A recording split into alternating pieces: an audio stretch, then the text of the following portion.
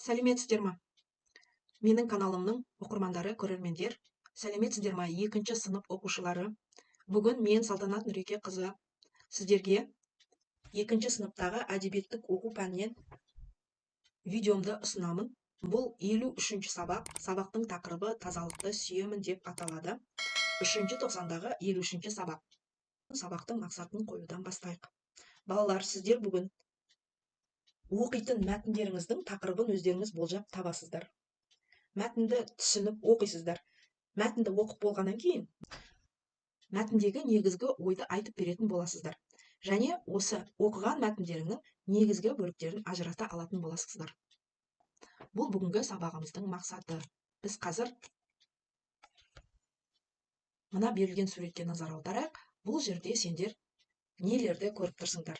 Дұрыс айтасыздар балалар, бұл жерде жөке, тіс жуғыш щетка, құлақ тазалайтын таяқша, сүлгі, орамал, шампунь берілген. Балалар, бұл заттардың ортақ атауы не? Осының бәрін қандай сөзбен топтастырар едіңдер? Дұрыс айтасыздар, бұл жердегі заттардың барлығын біз гигиеналық құралдар дейміз, немесе тазалық құралдары дейміз. Енді оқулыққа назар аударыңыздар. Оқулықтың 13-ші бетінде сіздерге осындай сурет берілген екен. Бұл суретте бала жуынып жатыр. Қалай ойлайсыздар? Бала неліктен жуынып жатыр? Не үшін киімін тазалап жатыр деп ойлайсыздар? Балалар, сіздер өздеріңнің жеке бастың тазалығын қалай сақтайсыздар? Сабаққа барар кезде жуынып, таранып, тістеріңізді тазалайтын боларсыздар. Әрине, барлық оқушы, барлық бала кішкене кезінен тазалықты сақтауды үйрену керек. Алдыңғы өткен тазалық құралдарын өттік, гигиеналық құралдарды. Жаңағы балалардың тазаланып, бет қолын жуып жатқандарын көріңдер. Ендеше бүгінге оқуға берілетін мәтінде не туралы оқимыз деп ойлайсыздар? Кәне, ойланып көрейік. Дұрыс айтасыздар балалар, бүгінгі біздің өтетін мәтініміз тазалық сақтау туралы болады. Балалар, олай болса, бүгінгі біздің оқитын мәтініміздің тақырыбы салақтық деп аталады. Салақтық деген мәтінде біз тазалық сақтау туралы оқитын боламыз. Ал енді осы мәтіннің авторы туралы кішкене мәліметпен таныса отырыңыздар. Бұл әңгімені, мәтінді жазған Ыбырай Алтынсарин. Балалар, сіздер осы 2-ші сыныпта, былтыр 1-ші сынып оқығанда қазақтан шыққан тұңғыш ағартушы педагог Ыбырай Алтынсариннің бірнеше шығармаларымен таныс болдыңыздар. Соның біреуі «Кел балалар, оқылық» деген өлеңімен танысыздар. Кел балалар, оқылық, оқығанды көңілге, ықыласпен тоқылық деген өлеңімен таныс болдыңыздар. Былтыр 1-ші сынып оқыған кезде әліппе оқулығында Асыл шөп атты әңгімесімен танысқан болатынсыздар. Ыбырай Алтынсарин қазақ жерінде алғаш мектеп ашқан адамдардың бірі. Ол кісі оқушыларға арнап өзі оқулық жазған, оқу құралдарын жазған. Бұл кісі 1841 жылы Қостанай облысында дүниеге келген және 1889 жылы өмірден өткен. Ал енді балалар, мен сіздерге осы салақтық атты мәтінді оқып берейін. Сіздер мұқият тыңдап отырыңыздар. Салақтық. Кәрім деген өзі жұмысқа тәуір жігіт болса да, жуынып, кірсіз көйлек киіп, таза жүрумен ісі жоқ еді. Әркім айтушы еді: «Саған не болды, Кәрім? Бойыңнан кіріңді ағызып жүргенше жуынсаң болмай ма?» деп. «Қолым тимейді» деуші еді. Сөйтіп жүріп, тұла бойын шиқан қаптап қотыр болады. Осылайша құрысып, тырысып жатқанда таныстары: «Кәрім, тым болмаса жұмасына бір рет моншаға түссең, не болмаса үйіңде сабынмен жуынуды әдет етсең, бұл бәлеге душар болмас едің» дейді. Сонымен Кәрімді ауру жататын үйге алып барып, жуындырып, таза киіндірді. Ем қылған соң, аз ба, көп пе жатып жазылады. Мұнан шыққан соң Кәрім бір зауытқа барып жалданыпты. Өздеріңізге белгілі шығар, зауыттағы нәрселерді бояйтын бояулардың қай-қайсысы да улы болады. Бір күні қожасы Кәрімге бір бояуды араластырып қой деп беріпті. Араластырып отырып, кәдімгі үйренген қалыбынша қолын жуымастан барып, тамаққа отырып, нан жепті. Қолындағы бояудың жұғынының бәрі де жеп отырған нанына жабыса береді. Бір мезгілде Кәрімнің іші бүріп ауыра бастапты. Әлгі бояу у бояу екен. Балалар, осы оқылған мәтіннің төмен жағында сөздік жұмысы берілген екен. Ол жерде шиқан деген сөз берілген екен. Кәрімнің үстіне шиқан қаптап қотыр болғаны туралы айтылады. Бұл жерде шиқан деген сөз тері ауруы. Сендер ол туралы білесіңдер деп ойлаймын. Ал балалар, енді мұқият экранға қараңыздар. Оқыған мәтініміз бойынша мәтінмен жұмыс істеп көрейік. Мына суреттер мәтіндегі қай оқиғаларға сәйкес келеді деп ойлайсыздар? Бірінші сурет қай оқиғаға сәйкес келеді деп ойлайсыздар? Дұрыс айтасыздар. Бұл мәтіннің бастапқы бөлімінде Кәрімнің таза жүрмей, үсті басы лас болып жүретіні туралы айтылған еді. Және елдің бәрі оған таза жүрмейсің ба дегенде, Кәрім қолым тимейді деп жауап беретін, иә? Жақсы, енді екінші суретке назар аударайық. Екінші суретте бұл қай оқиғаға сәйкес келеді? Дұрыс айтасыздар балалар. Бұл мәтіннің соңғы бөлімінде Кәрім бояу шығаратын зауытқа жұмысқа тұрады, иә? Сол кезде оған қожасы дейді. Қожасы деген сол зауыттың бастығы тапсырма береді.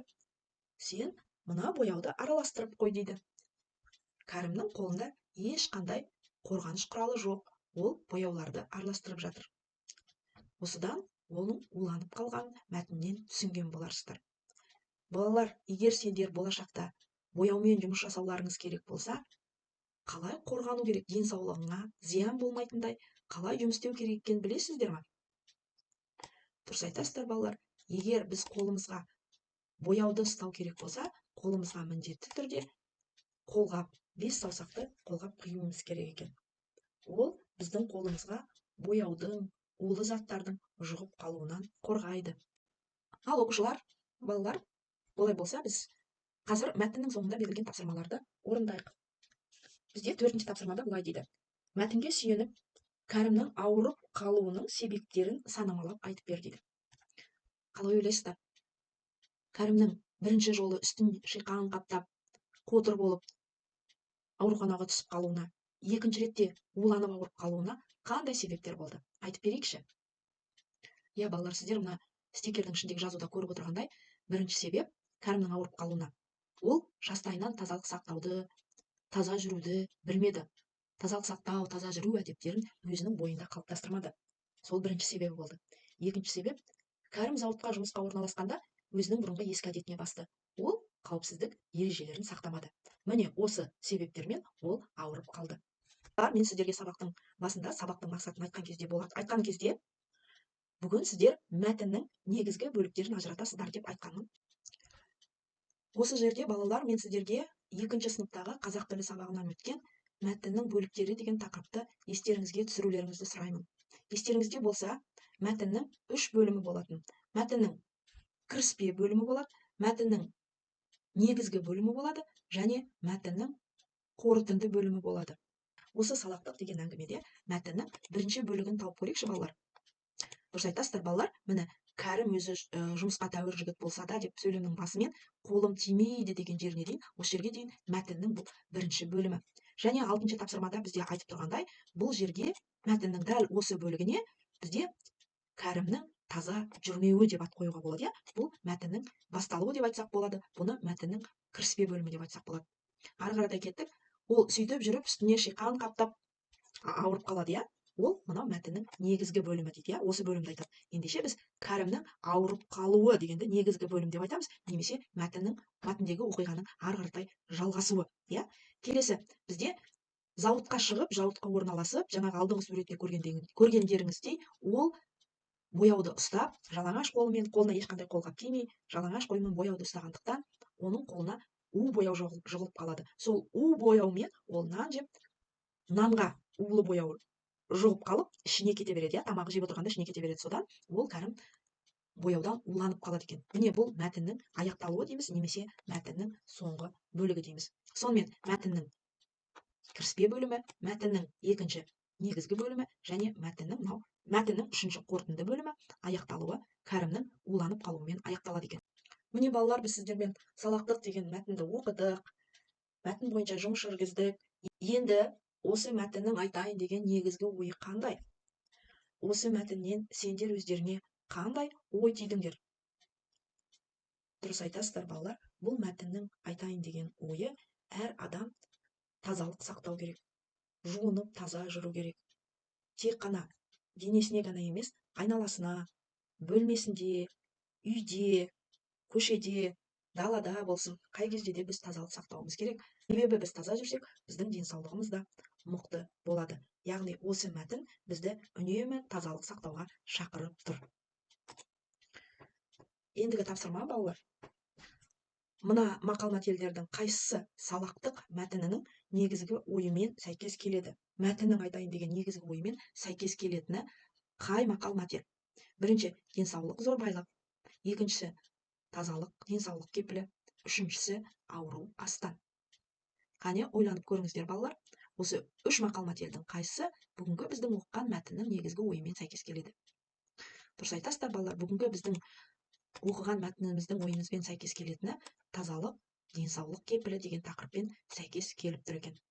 Ал балалар, біз салақтық атты мәтінді оқып болдық, мәтінмен жұмыс жүргіздік, мәтіннің айтайын деген негізгі ойын таптық, өзіміздің пікірімізді білдірдік. Енді сабақты қорытындылайық. Мен қазір бірінші сөйлемді бастап берем, сіздер әрқайсыларыңыз сол сөйлемді өз ойларыңызбен аяқтап көріңіздер. Әр адам өз денсаулығына үлкен жауапкершілікпен қарағаны жөн. Ол үшін ең біріншіден тазалық сақтау керек. Ал тазалық сақтау дегеніміз, осы жерде өз ойларыңызды жалғастырып айтыңыздар. Келесі, сонымен қатар әр уақытта қолымызды сабынмен жуып жүруіміз керек. Ауызға түсетін микробтар біздің ішімізге қол арқылы түседі екен. Балалар, сонымен бірге жейтін тамағымызға, ішетін суымызға да мұқият болайық. Себебі бүгінгі мәтінде оқығандарыңдай, Кәрім деген кісі салақтығының арқасында, өзінің қолын жумағанның арқасында тамағына да мән бермей уланып ауырып қалды. Сендер өмірде осындай жағдайлардан сақ болыңдар демекпін. Ал балалар, үйге сіздерге 15-ші беттегі 7-ші тапсырма беріледі. Ол тапсырмада сіздер тазалық, денсаулық кепілі атты шағын мәтін құрастырасыздар. Бұл мәтінді жазбаша жазып келесіздер. Ал құрметті оқушылар, өз бүгінгі сабақтағы әрекеттеріңізге, жұмыстарыңызға рефлексия жасаңыздар. Өздеріңіз бағалай отырыңыздар. Осымен менің әдебиеттік оқу пәнінен 53-ші сабақ бойынша видеом аяқталды. Менің видеома лайк қоюды ұмытпаңыздар. Болашақта тағы да 2-ші сыныптың сабақтарымен бөлісіп тұратын боламын. Сау болыңыздар.